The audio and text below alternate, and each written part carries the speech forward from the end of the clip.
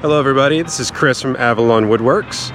After living in Austin, Texas for about 20 years, our family decided it was time for a change. So welcome to beautiful Bucks County, Pennsylvania. Let's take you on a new tour, shall we?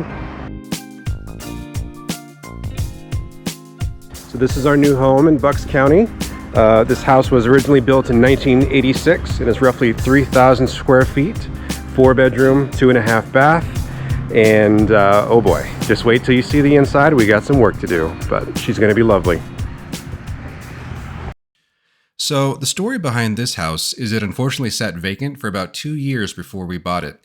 Unfortunately, that means there's just a lot of work that needs to happen, and this thing is going to throw us some curveballs that we did not expect. For example, these beautiful oak floors are going to have to go for a very not fun reason. As far as we could tell, the offices and bedrooms also had the original carpet and the smell to go with it.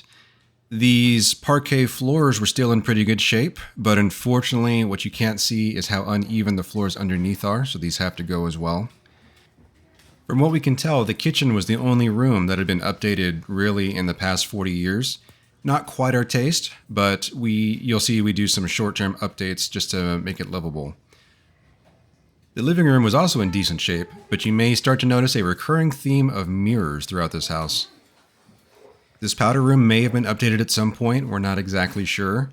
However, we did actually like the black marble floors, so we wound up keeping those. We'll show you what that looks like in a little bit whenever everything gets updated. Next, as we go upstairs, we see more of this original carpet. One thing you can't hear is the squeaks going up the stairs, so unfortunately those had to be addressed.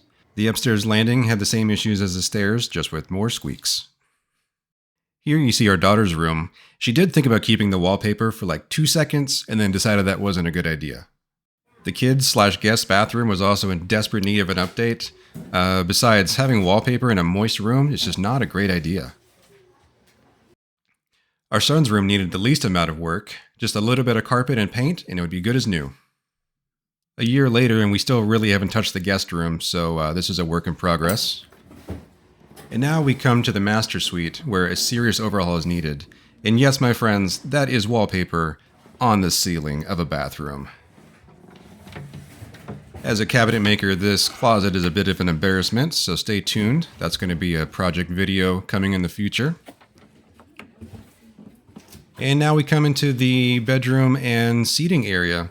This is a pretty long space, about 20-something feet long, I forget. And that actually is a fireplace hiding behind those boxes. So I think this finished product is going to be really nice when it's all done. And now we come to the main reason that we bought this house. The lot itself is about 100 feet wide and backs up to a golf course. So there's always wildlife back here. We see foxes, birds, deer, rabbits, and it's just gorgeous to look at year-round. So we just really enjoy this as a family so far. That being said, we do have plans to revamp the backyard space with a bigger deck and some other goodies.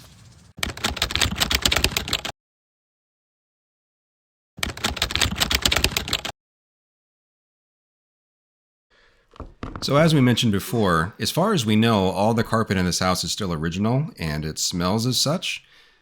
That means original carpet, original padding underneath. You see me here trying very carefully not to get stabbed by the plethora of carpet staples and tacks and things like that.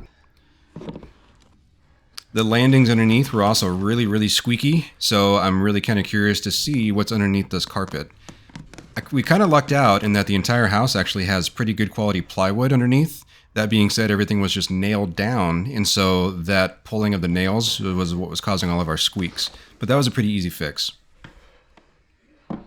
For those that have old houses, this is not new, but you start by hammering in all the nails that are there, and then going back and then reinforcing all of the plywood with screws that are not going to pull out over time.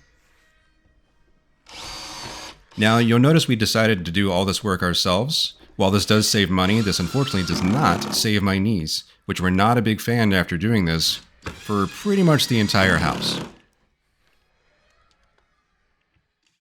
Here you see some shots of the oak flooring coming up. This stuff was a pain and broke my heart to take out, but it had to be done.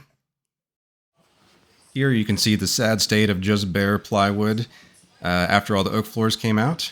Sharp eyes will see a little bit of a preview of the flooring and carpet that replaces it. But now we're going to get to the reason why this all had to go and what we're going to do about it. So here is the famous golf ball test. What you're seeing is over a 6-foot span, I believe we had an 1.25 inch drop to that corner due to some water damage. And this was even more pronounced in the small hallway. Over about an 18-inch span, you can just see how much of a slope we have to work with. So now we had to figure what to do about this, and we decided that using self-leveling cement would probably be the fastest way. And you can see the end result of the entryway at least whenever we put down the vinyl flooring here.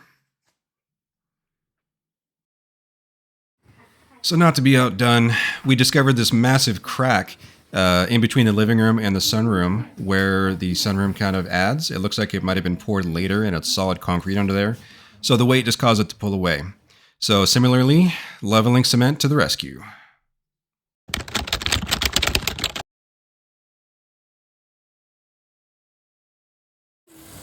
So one thing you've probably noticed so far is that almost every vertical and even horizontal surface of this house was covered in wallpaper. And this stuff was not easy to get off, let me tell you.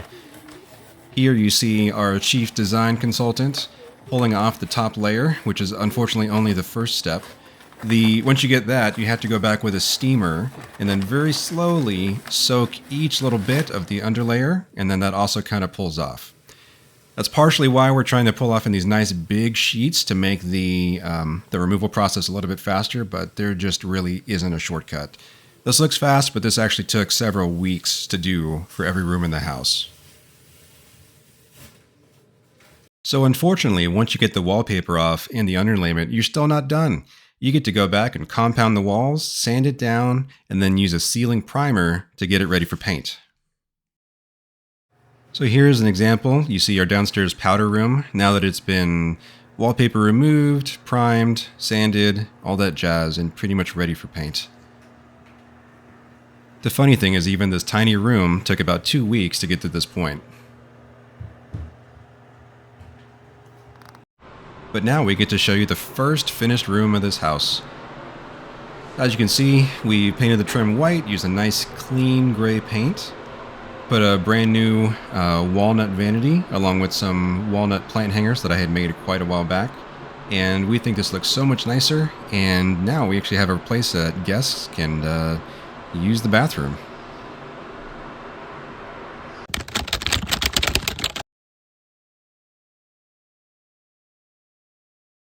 So as we said before, the kitchen was probably the most updated room in the house. That being said, it had this weird compact fridge that was not going to work for a family of 4. So I had to hurry up and build this cool little cabinet thing, and you'll see a link in the top right if you want to know exactly how I built it. But this works out so much better for our family. We now have a full-size fridge and can handle all those snacks that 2 school-age kids need. So along with the fridge, the house came with this ancient electric range from the 90s, so we updated with this induction range, which is so much nicer.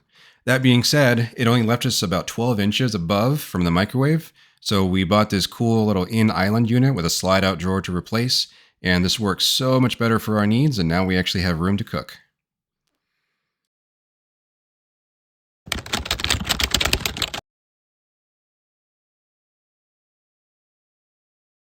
So unfortunately, while I was changing out some of the bathtub hardware upstairs, the drain, or the pipe that goes from the drain, actually snapped off. And so I wound up having to pull the entire tub, redo all the plumbing underneath, and then put it back.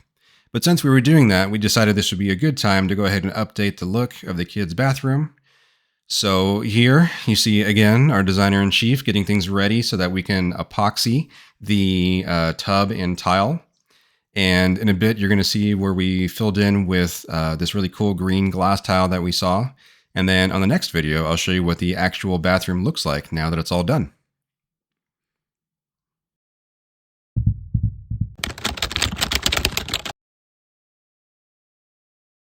So as they say, no good deed goes unpunished. Just as we were making progress with the house, we had an inspection and realized that the house needed a new roof. So off it goes, new one goes on, and we decided to add some solar while we were at it. So not to be outdone, while we were having the HVAC system serviced, we learned it was full of mold from sitting for 2 years. So that whole thing got to be replaced too. And then, wouldn't you know it, oh joy, we learned the sump pump system also needs to be replaced and is also draining illegally into the neighbor's yard. So one more thing we get to do, and man, our wallets are hurting at this point.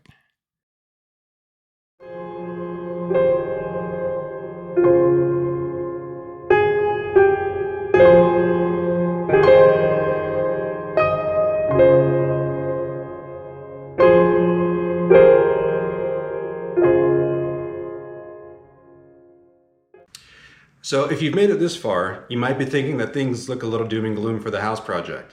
But I am happy to tell you that there is a massive upside and we can't wait to show it to you.